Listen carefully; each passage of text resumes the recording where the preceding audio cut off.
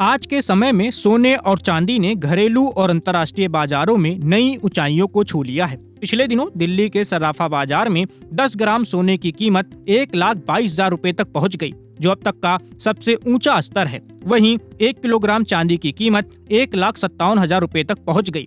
World gold council की report बताती है कि साल 2025 की शुरुआत से लेकर अब तक वैश्विक बाजारों में सोने की कीमतों में करीब 47% तक की बढ़त दर्ज की गई है। दावा किया जा रहा है कि सोना 1,55,000 रुपए प्रति 10 ग्राम तक जाकर फिर लुढ़केगा।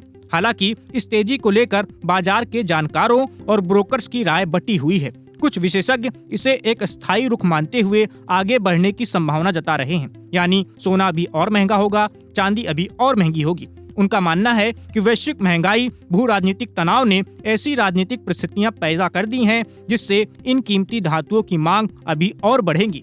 हालांकि दूसरी ओर कुछ विश्लेषकों का मानना है कि मौजूदा तेजी बाजार के बुल फेज के अंतिम चरण की ओर इशारा कर रही है। उनका तर्क है कि ये उछाल टिकाऊ नहीं है और निकट भविष्य में सोने और चांदी के दाम घट सकते हैं। कुछ अनुमानों के मुताबिक सोने के दाम 30 से 35% तक नीचे आ सकते हैं, वहीं चांदी के दाम भी 30 से 35% तक नीचे आ सकते हैं। इस संभावित गिरावट के पीछे मुख्य कारणों में डॉलर की मजबूती और वैश्विक आर्थिक रिकवरी की उम्मीदें शामिल हैं। जब डॉलर मजबूत होता है तो निवेशक जोखिम से बचने वाली संपत्तियों से दूरी बनाने लगते हैं, जिससे सोना और चांदी की मांग घटने लगती है और इनके दाम भी घटने लगते हैं। भारत जैसे देश में जहां सोना पारंपरिक रूप से न केवल निवेश बल्कि सांस्कृतिक दृष्टिकोण से भी काफी अहम माना जाता है, वहां इनकी कीमतों में बदलाव व्यापक रूप से देखने को मिल सकता है। इससे न केवल आभूषण उद्योग बल्कि शेयर बाजार और घरेलू निवेश योजनाएं भी प्रभावित हो सकती हैं। हालांकि यह भी सच है कि अनिश्चितता के इस माहौल में सोना और चांदी की मांग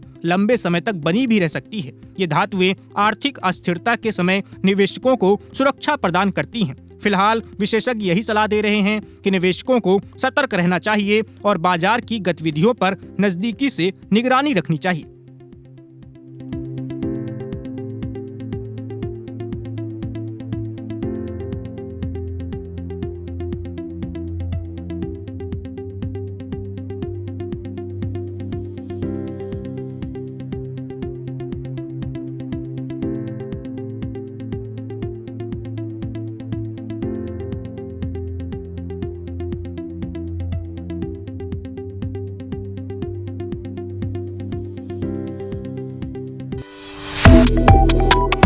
Subscribe to One India and never miss an update. Download the One India app now.